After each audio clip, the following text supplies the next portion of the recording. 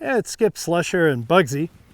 And we've been working on Bugs. He gets really attracted to the gate. He has a little bit of a timer. And partway through the ride, he just goes, I'm ready, let's leave. So he'll start just kind of pushing and moving towards the gate. So we've been working on kind of convincing him the gate's not as ideal a place as he thinks. So if I take him out, and I'm just going to let him go wherever he wants on his own accord. And boom, there's the gate. So I'm going to pick up and I'm going to release away from the gate. I'm going to steer and squeeze two, steer away, and then just everything goes quiet. So he needs to think that going this direction is my idea and work versus over here where I'd like him to go is his idea. So every time he goes and even points to that gate, I squeeze and I steer away. He's drawn to it again on his own. I'm going to squeeze and steer away. Now when he's willing to go further this direction and not do this, round back in, I know we've kind of made progress. So he's drifting a little further. He's drifting a little further. There it is. All of a sudden he's like, gate, gate, gate.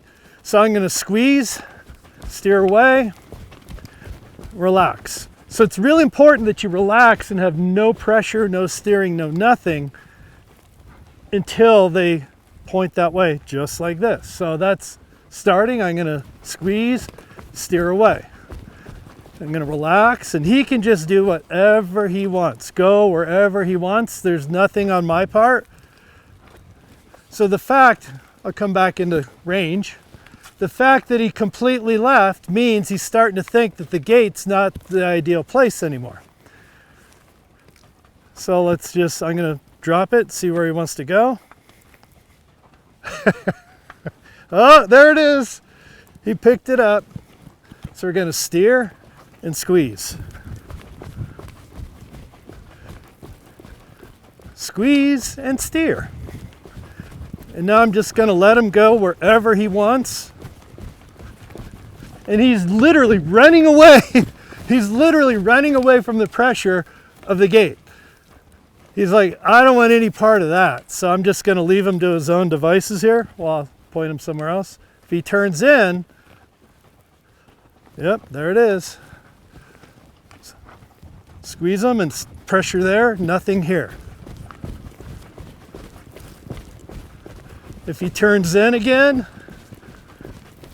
okay, squeeze and steer. I'm going to do it again.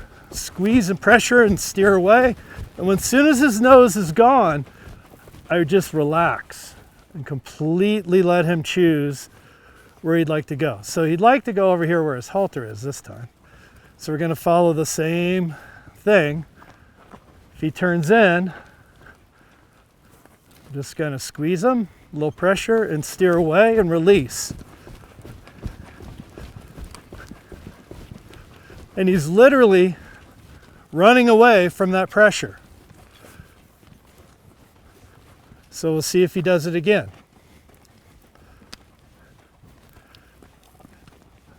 Yeah, kind of trying to sneak it in.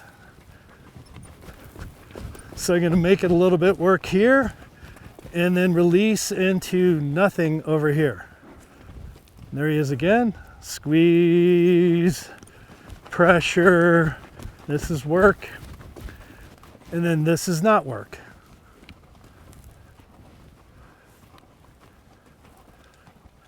So he's half listening to me, half trying to decide what he wants to do.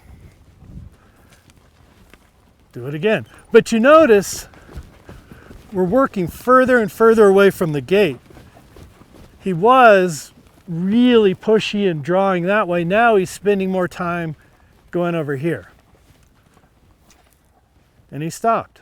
So if your horse is really drawn to something, be it another horse, the barn, the gate, the halter, whatever, make that area a little bit more work than away from that. So you pressure into it. It seems counterintuitive, but I'm actually asking him to go to that gate, really ask him to go to that gate with squeezing, and then I'll steer him away and then nothing. So eventually they do the math and say, well, I really like nothing over here versus all the pressure and steering and squeezing over here, and then they get there. So if any of this made sense, please subscribe.